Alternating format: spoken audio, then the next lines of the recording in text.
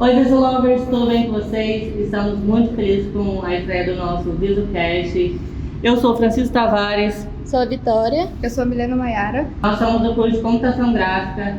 Não se esqueça de compartilhar esse vídeo com um amigo, a tia, a avó, o periquito, o papagaio, com todo mundo. Também, gente, se inscreva no nosso canal porque é muito importante para o nosso crescimento e para chegar para mais pessoas também. Queremos agradecer a todos os nossos parceiros que estão fazendo isso acontecer. A Rafaela Noivinha em si, a Mad Sigmas, Thalita Romancini, que fez o nosso press kit para o nosso convidado. A Ideia Comunicação, Meu Imóvel Vale, Ideia Comunicação Visual, a Tati Salgado e a Zalio Personalizados. Agora a Milena vai falar um pouco mais sobre quem é o nosso convidado. Bom, então eu vou fazer um resumo aqui da carreira do nosso convidado. Em 2019, ele fez um curso de computação gráfica e de Photoshop. Seguindo para 2020, ele foi modelador 3D numa fábrica de decoração natalina, onde ele fez modelagem de peças em desenho industrial, impressão 3D e prototipagem, criação e renderização de cenários, desenho técnico, criação e modelagem de personagens, criação de planta baixa para construções lúdicas. Seguindo para 2021, ele criou a Chico. Indo para 2022, ele se mudou para São José dos Campos, onde ele foi modelador de móveis planejados em MDF. Ele realizou criações e desenvolvimento de móveis planejados para ambientes de convívio, realização de medida e anotações de ambientes que futuramente irão receber móveis planejados. E na profissão atual dele, ele é docente de computação gráfica focado em desenvolvimento tridimensional digital na instituição Senac, ou seja, ele é nosso professor, que é o Luiz. Oi, Luiz! Seja bem-vindo, Luiz! Vocês estão? Todo mundo bem? Muito bom estar aqui com vocês, é um prazer. A gente que agradece aí por você ter aceitado o nosso convite, por você estar na estreia do nosso podcast. E agora a gente vai fazer umas perguntas para você relacionadas à área do audiovisual e da área que você domina, que é o 3D. Perfeito. No caso, para você, quais são as principais dificuldades que retratam a desigualdade na hora de procurar por qualificações na área do audiovisual? Quando a gente abre ali, né, o leque do audiovisual, tem muitas áreas para as quais vocês podem seguir. Uhum. Tipo, cada área vai necessitar pontos diferentes de cada pessoa, entendeu? Audiovisual, se você for especificar em algumas partes, é uma profissão cara. Equipamentos caros, gravação. É exatamente isso tudo que a gente tem é um valor um pouco mais elevado, entendeu? A questão da desigualdade aqui, ela se torna mais a flor da pele, a questão financeira, né?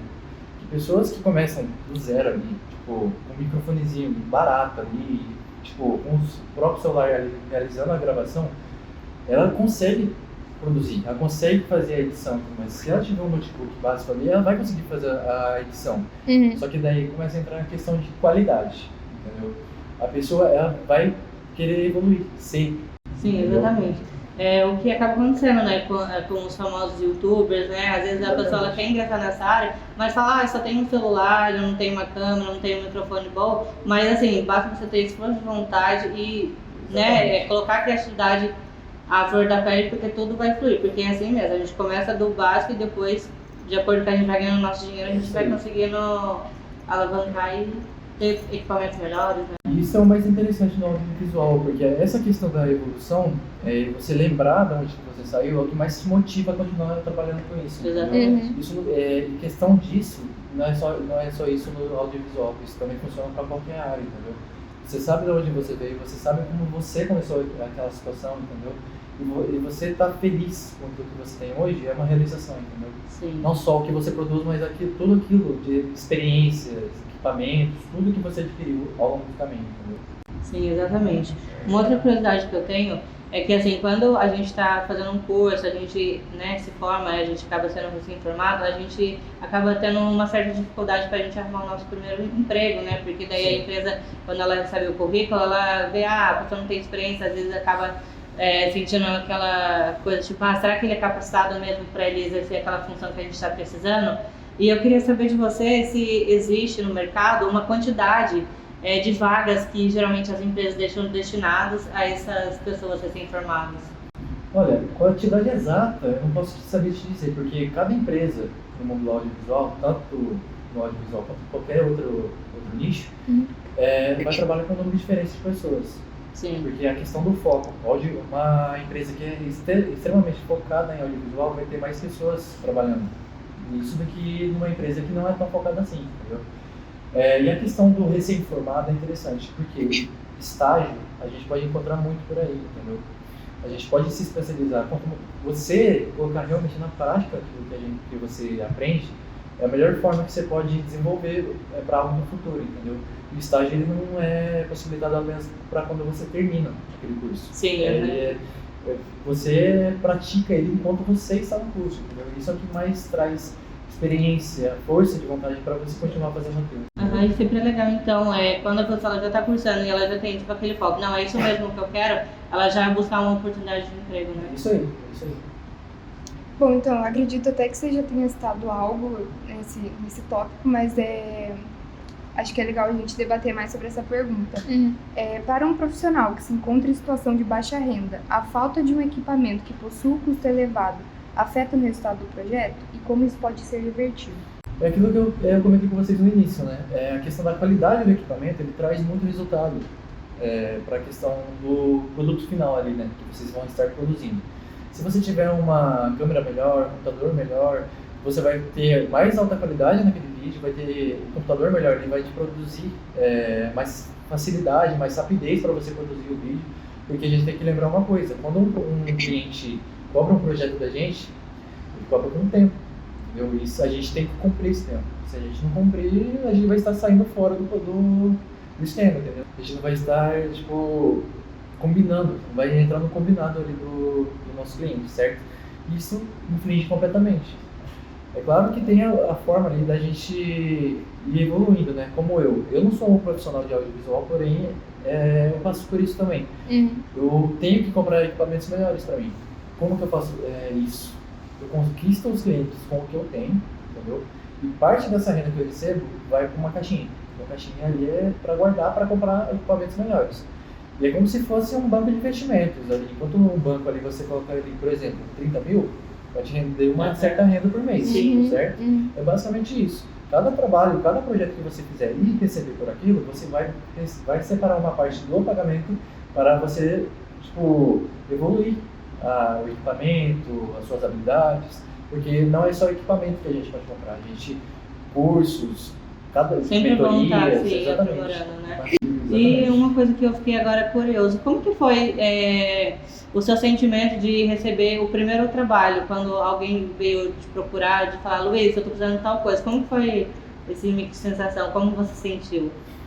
Cara, a primeira mesmo, a primeira oportunidade que eu tive assim, foi com uma pessoa da minha família. Então eu tava até descontraído, foi muito tranquilo até. Ela tava precisando de uma peça lá para colocar no carro dela e tudo mais. Desenvolvi muito tranquilamente, ela me pagou, foi aquele serviço de primo, sabe? Só que quando a primeira pessoa mesmo, desconhecida, chamou para o meu trabalho, foi... Olha, eu não sei descrever assim direito, porque, caramba, eu realmente sou bom naquilo que faço. Mas você ficou tenso, pensando, meu Deus, será que eu pego, será que eu não pego, será que eu vou dar conta? Ou você acabou, deixando isso de lado e falou, quando a pessoa te procurou, não, eu vou fazer e eu vou dar certo, como que foi? No primeiro dia eu fiquei receoso, sabe? Eu acho que é normal, né? Se ela me chamou é porque eu sou bom, mas aí vai que, né? Vai que, tem aquele vai que, tem o si também, né? Mas só que eu deixei essas preocupações de lado, entendeu? Eu coloquei na cabeça, cara, eu vou conseguir. Se eu não conseguir, não existe não conseguir. Você tinha que dar conta, né? Porque afinal você pegou o serviço, não tinha como você, depois de ter pego, falar pro cliente, então, não vai ter como fazer, né? Exatamente. E aquilo que eu falei no começo, eu foco naquilo que é o seguinte, se ela me chamou é porque eu sou realmente bom no que eu faço. Se ela acha isso, eu chamo. Sim, exatamente, você que criar. Aí, cara, depois desse primeiro cliente, foi muito tranquilo. Vira uma chave na sua cabeça, você entende como funciona. Aí você acaba acreditando de falar assim, pô, realmente deu certo, né? E vai dar certo pro Quando você vê o produto final ali na mão do cliente, cara, você fica orgulhoso, entendeu? Você fica, não é só a parte, quando você se importa só com a parte financeira, eu acho que se você pensar só desse lado, acaba nem sendo prazeroso você fazer aquilo. Quando você entende o que o cliente quer, exatamente o que ele quer, cara, o seu trabalho ele vai deslanchar de uma forma muito fácil, entendeu? Ele vai deslizar, entendeu? E é aquilo que eu tava falando, quando você vê tudo finalizado, o cliente feliz, cara, a melhor sensação. É a sensação que importa, sabe? Voltando para do recém-formado, como que você acha que pode criar um portfólio chamativo e destacar no mercado de trabalho? Isso é muito interessante porque não serve apenas para o audiovisual. Eu já fiz isso quando eu comecei, antes de ter esse primeiro cliente que vocês comentaram. Eu fiz uma coisa que se chama portfólio fantasma. Como que isso funciona? Você pode pesquisar casos na internet ou criar um projeto próprio e você vai, quando você realizar a produção dele, você imagina que você está fazendo isso para algum cliente. Tem que ter a qualidade como se fosse para um cliente, você estaria recebendo como se fosse para um cliente. Sim. Tem muitos sites hoje em dia que a gente pode pegar referência para isso. O Behance, ele é para artes gráficas, ele é ótimo para isso, entendeu? No meu caso, eu uso muito o ArtStation para questão de busca de referência, entendeu? Que ele é focado na área de 3D. Mas a questão de você inventar ali um cliente, putz, eu preciso fazer isso, colocar isso como meta, vai ser o suficiente. Você vai conseguir gerar, não precisa fazer isso só uma vez. E eu, por exemplo, faço isso até hoje. Eu tenho clientes e eu faço isso. Quando eu tenho um certo tempo, eu desenvolvo o portfólio fantasma, entendeu? Não tem problema com isso. Isso é muito legal, porque você acaba sempre se aprimorando, né? Exatamente. Você não fica parado, Você não tem serviço, Exatamente. vou ficar esperando aparecer alguma coisa. Você sempre procura evolução. Uma coisa que eu tomo muito cuidado nisso aqui, tipo, quando eu invento o cliente, eu sempre coloco um prazo ali, porque senão vira... Isso é muito importante, porque senão Exatamente. você vai fazer, tipo, um pouquinho eu faço hoje, amanhã eu faço outro pouquinho, né? É muito legal Hoje isso, em dia é aquilo que eu falei. prazo. Exatamente, hoje em dia eu faço isso que eu falei. Trabalho quando eu tenho tempo, mas no começo eu estipulei prazos. Porque senão, vira projeto pessoal, cara. Você vai fazendo o que você quer, e aquilo ali, depois parou. Vira hobby. Vira hobby, entendeu? Exatamente. A gente está falando muito dessa parte do lado criativo, né? Eu queria saber de vocês, como que você se lida com aquele dia que você está com um bloqueio de criatividade, tipo, você fala, pô, eu tenho um trabalho para fazer, mas eu não estou conseguindo fazer, eu não estou conseguindo pensar. Como que você lida com essa situação? Então, tem duas situações diferentes para esse caso. Quando é o projeto de algum cliente e quando é o meu projeto. Quando é o projeto de cliente, eu sempre peço referência do cliente. O que ele quer, mais ou menos. O que ele está esperando de... Exatamente, o que ele espera. Disso eu começo. Quando você começa a entrar mais, quanto mais você pesquisar sobre aquele tipo de referência que ele mandou pra você, é isso? Ele falou, não, daí você corta aquilo. Aí eu falei, é isso, é sim, daí você continua. O cliente vai ser o seu guia nessa questão. A questão da criatividade, você vai implementando isso. Sim. Entendeu? Mas você já teve alguma situação que, assim, um cliente, tipo, ele queria alguma coisa, mas ele não sabia como se expressar. Tipo, eu quero isso. Como que você... Aconteceu alguma situação parecida aí? Passei por isso 2 vezes, que foi quando eu comecei a trabalhar com isso. Eu tinha que gerar algo de mim mesmo. Foi difícil, porque as primeiras 3 vezes que eu gerei alguma coisa pro cliente, eu falava, não é isso. Aí o que aconteceu? Eu tive que ir lá falar com ele, chamei ele para tomar um café, olha, preciso que você me diga, preciso que você, explique exatamente o que você quer para mim, entendeu? A questão do cliente não saber se expressar, talvez ele te explique ele num rabisco, por exemplo, que nem, por exemplo, na arquitetura. As pessoas chamam os profissionais já com uma ideia na cabeça, já com o papel rabiscado ali, eu quero a parede assim, mas o arquiteto vai trabalhar com aquilo. O cliente ele sempre vai te dar referência, seja verbal, seja fazendo rabisco, entendeu? Mostrando as coisas, certo? Então, você tem como fazer esse meio de escape, questão da criatividade, entendeu? Entendi. Uma coisa muito importante também é a gente trabalhar com contrato, né? Você trabalha com contrato, no contrato específico é tipo, o cliente ele deu uma base inicial do que ele quer, quantas vezes ele pode alterar aquele projeto antes de você entregar a conclusão do que ele pediu para você? O contrato que eu costumo trabalhar é o seguinte, eu e o cliente, a gente firma o que vai ser construído, certo? O que for por fora, se precisar uma alteração final, depois do prazo de entrega, aí é por responsabilidade dele. Aí ele vai ter que reabrir o contrato, entendeu? Vai ser um outro contrato. Sim, mas se durante o processo que você está fazendo lá, a montagem, tudo, ele fala, aí você manda uma prévia para ele, eu quero mudar tal coisa. Ele pode ou não? Ele não tem... Então, são os casos e casos, né, que a gente trabalha. Tem muitos casos que, por exemplo, o cliente ele muda toda hora mesmo. Mas se você colocar algum contrato, tipo assim, você tá fechando comigo, você pode, tipo, depois de eu mandar uma prévia pra você pode mudar uma vez, 2 vezes, assim, ou você não trabalha? Você vai firmar o tipo de contrato quando você conhece o cliente. Você vai reconhecer como ele age, aí você vai escolher o tipo de contrato que você vai trabalhar com ele. Que você vai trabalhar com ele, exatamente. Quando você reconhece o cliente é aquele que vai mudar tudo toda hora, cara, tem que ter limite. Tem que ter limite. Sim, Aí porque aí senão você fala. acaba só ficando empacado num projeto dele, né? O limite vai ser o quê? Financeiro. Aham, Entendeu? Aí, olha, cada operação que eu fizer aqui eu vou estar cobrando. aham. Entendeu? Porque é como se você estivesse trabalhando ao triplo. Sim, sabe? exatamente, Toda vez porque que é você mais muda. tempo, né, que você tá gastando Exatamente, no projeto. exatamente. E esse é o complicado, entendeu? Você saber mediar ali, controlar o cliente, entendeu? Indo nessa linha de raciocínio que o Francisco estava, como que você lida quando o cliente chega pra você e fala, tipo, você entregou o projeto final e você gostou e você espera que ele goste também e ele vira pra você e fala que tá faltando um tchan. Olha, Acho que é bem difícil, né? não, é uma reação. É que eu fico quando eu fiquei aqui, entendeu? Aham. Porque eu já passei muito essa situação. também, Sério? entendeu? Nossa. E tipo, cara, como o cliente quer dar um tchan é porque ele quer alguma coisa dele no projeto. Aham. Entendeu? O tchan pra ele é o que ele faz, entendeu? Eu falei, olha, então o que você precisa que eu coloque? Entra naquele primeiro passo, que é você conhecer o cliente. Você reconhece ele. Você vai mais a fundo, precisa conhecer mais do que ele faz, entendeu? Não basta apenas o cliente pedir pra você. Você precisa saber o que o cliente faz, porque ele precisa daquilo, entendeu? Aí você consegue desenvolver esse tchan, entendeu? Ele coloca ideias dele junto ao projeto.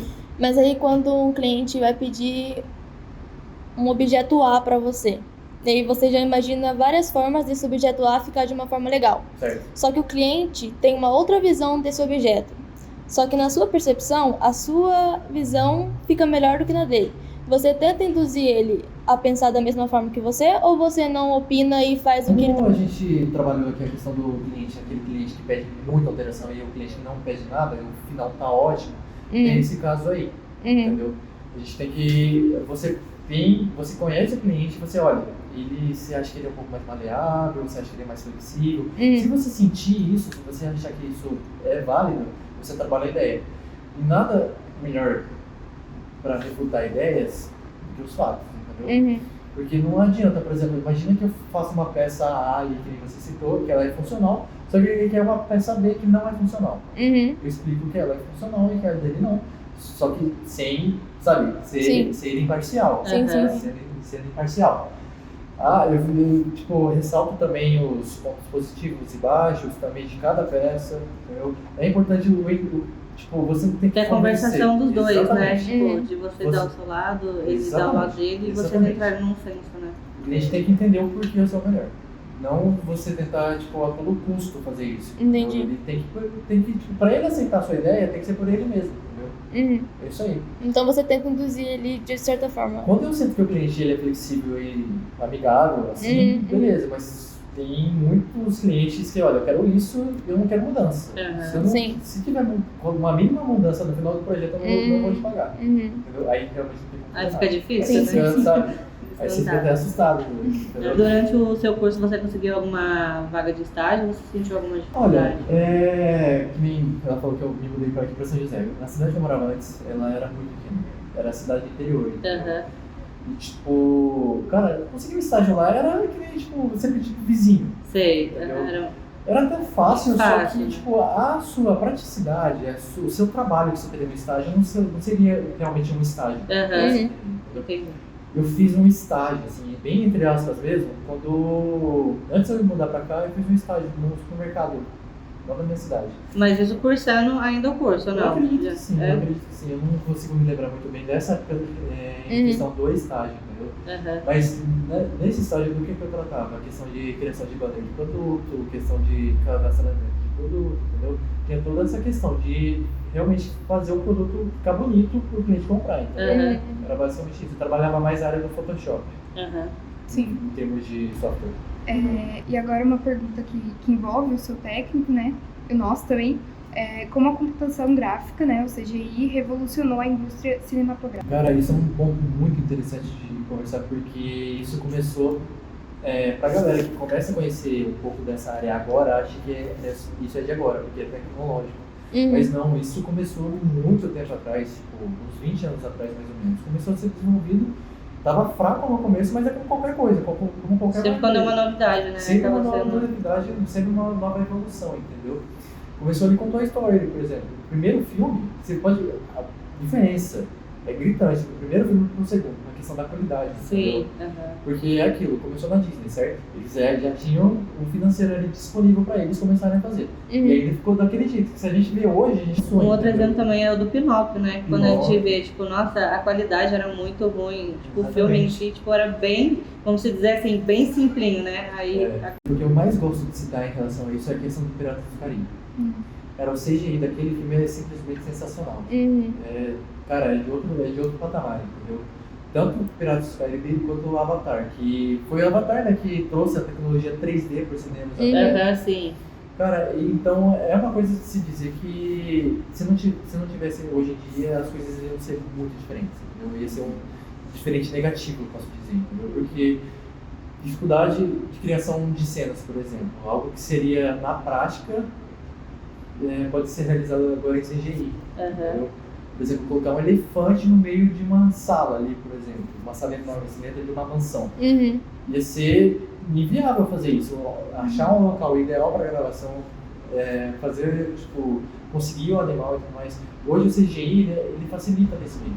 Entendeu? E como os diferentes tipos de ângulos e planos de câmera contribuem para contar uma história visualmente? Isso é muito interessante porque quando você trata uma história visualmente, você não trata ela com verbalização, vocês não têm um diálogo no filme. Isso é muito interessante, a gente pode ver isso nos primórdios de gravação de filmes e episódios, graças assim, com Charlie Chaplin, por exemplo. Era todo mundo, tinha som de maquinário, tinha som de pessoas andando, mas ninguém falava, vocês podem reparar, ninguém falava. Só que, cara, a genialidade de Charlie Chaplin é algo inexplicável, porque, cara, ele conseguia passar felicidade e depressão ao mesmo tempo em cenas, cara, isso é algo, sabe, fenomenal.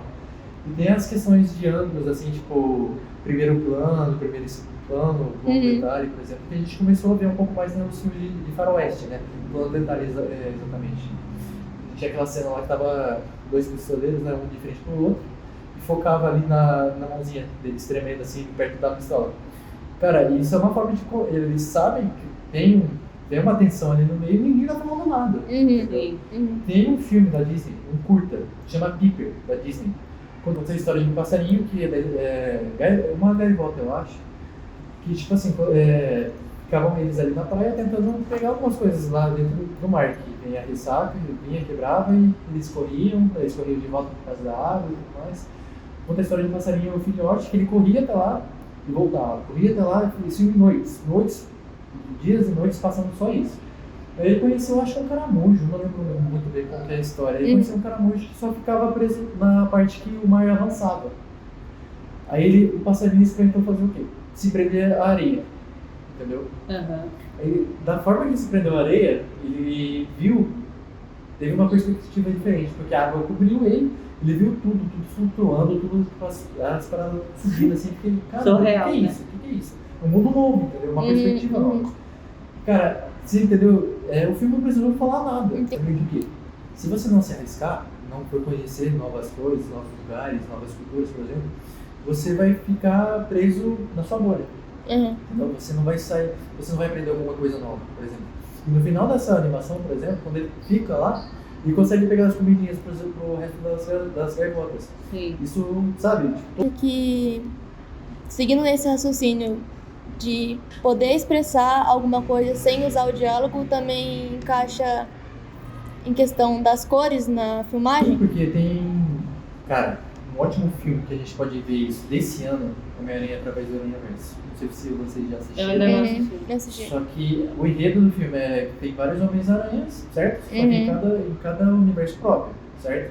A ideia do filme é que eles quebram isso. Eles se reúnem. Tem um universo ali que todos eles se reúnem.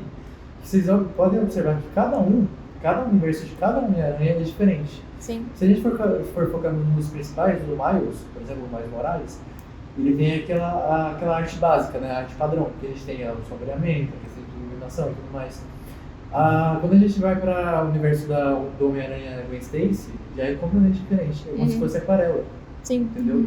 Eles estão lutando contra um vilão que saiu da época vitoriana, se eu não me engano, que ele é todo de papel amassado, sabe? É todo diferente. Aquele filme trabalha as cores de uma forma que revolucionou. Eu posso dizer que revolucionou, assim, a forma de estudar as coisas, entendeu? Interrompendo rapidinho você, essa pergunta da Vitória, ela é muito interessante porque até mesmo antes de eu começar o curso, eu não já ficava observando, tipo, trocou de ângulo, de posição e tal. Aí depois que a gente começa o curso, a gente fica muito Outra nisso, visão.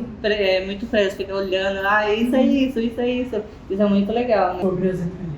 Uhum. Tá ali, só que se você não prestar atenção, você não vê, você não enxerga, entendeu? Uhum. A questão de a diferença entre olhar e enxergar. Mas aí, tipo, saindo um pouco dessa área do 3D, você como profissional da área da computação gráfica, dessa área de criação, como que você se sente sabendo que a inteligência artificial está tendo um espaço muito grande nessa área aí? É muito bom a gente tratar essa questão porque a inteligência artificial hoje, ela faz muita coisa pra gente. Uhum. Mas a questão artística, eu sou um pouquinho pé atrás, sabe? Ela gera ali umas artes bonitas e tudo mais, mas, por exemplo, ela consegue gerar uma mão.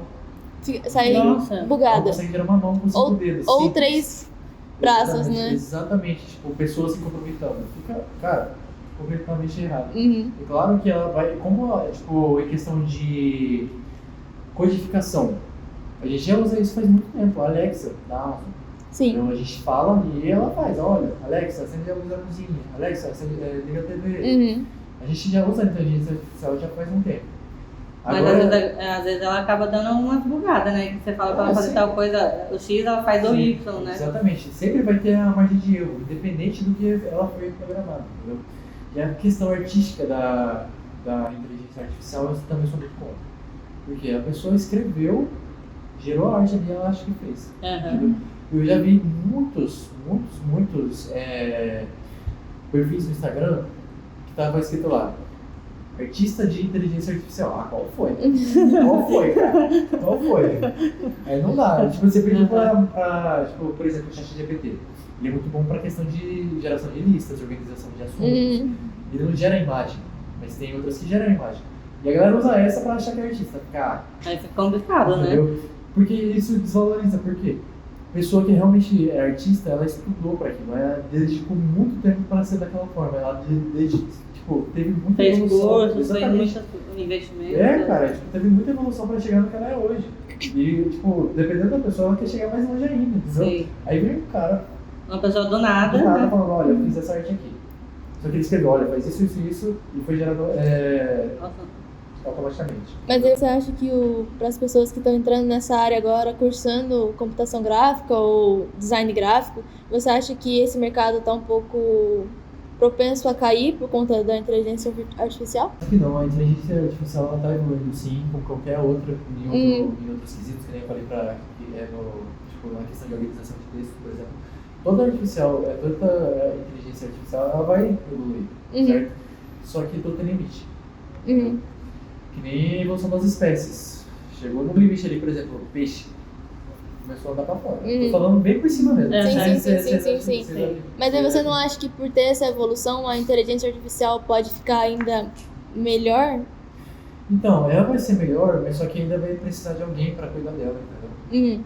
E esse fato de ter alguém pra cuidar dela, essa pessoa pode não estar mais lá. Você acha que no futuro os dois vão trabalhar juntos? Ou não? Possível, eu vejo muito artista que já tá começando a mesclar os trabalhos, sabe? Uhum. Eu ainda não acho muito ok, porque, tipo, cara, se você tá sendo pago pra aquilo, você tem que fazer. Você tem que fazer. Sem atalhos. Que não dá pra levar muito mérito, né? Entendeu? Seu trabalho meio que fica igual ao do outro. Basicamente, por causa da inteligência artificial. Sim.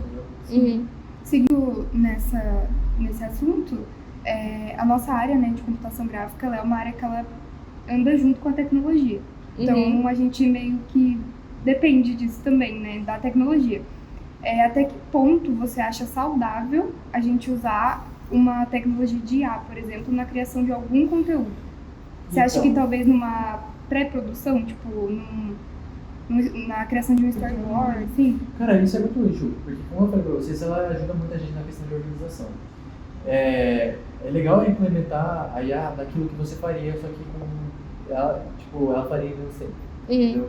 Você coloca ela pra fazer o que você faria, só que, tipo, enquanto ela já tá fazendo aquilo, você já vai fazer outra coisa, na autonomia de trabalho. Só que agora deixar a IA pra fazer tudo, daí corta, entendeu? Aí fica difícil.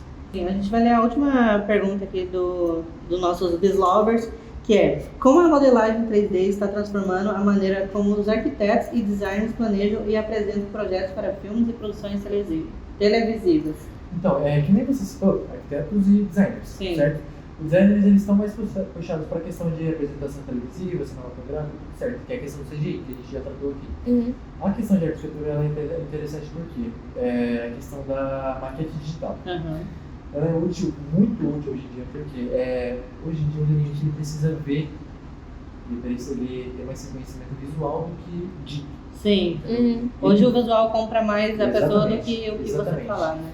Quando você faz ali um cenário, um posto ali, tipo, a planta baixa da casa dele, só que você levantou isso em maquete digital, Uhum. só em 3D. Você vai trabalhar cenário, animação, texturização e tudo mais. Quando o cliente vê aquilo tudo pronto, tudo finalizado, tudo bonito, é aquilo que compra. Entendeu? Cara, eu quero isso. Sim. Entendeu? Vai entrar também naquela questão que a gente comentou aqui agora atrás, do cliente ficar mudando, mas vai ter isso também. Entendeu? Uhum. Só que quando o cliente vê, é isso que eu tenho que mudar. Ou é isso que eu quero aceitar, entendeu? Ele vende mais, entendeu? Porque imagina só, pedir pra pessoa imaginar, por exemplo. Aí não dá, né? Não dá, entendeu? Porque tá ali a planta baixa, certo? A gente tá vendo as paredes, as medidas, tudo certinho, mas não tá vendo a representação gráfica, não tá vendo o 3D Sim. daquilo, entendeu? Um exemplo são as maquetes que as construtoras fazem para apresentar, né? Para poder fazer as Não, vendas, né? isso é muito bom, mas só que os exemplos que eu vejo disso hoje em dia são mais de...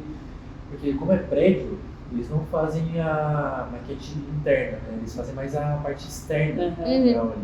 Também fica muito bonito, é um trabalho ali muito árduo, é difícil fazer aquilo. E tipo, quando você trabalha com esses dois, a maquete física ali, que também a gente pode imprimir em 3D, por exemplo, aqui,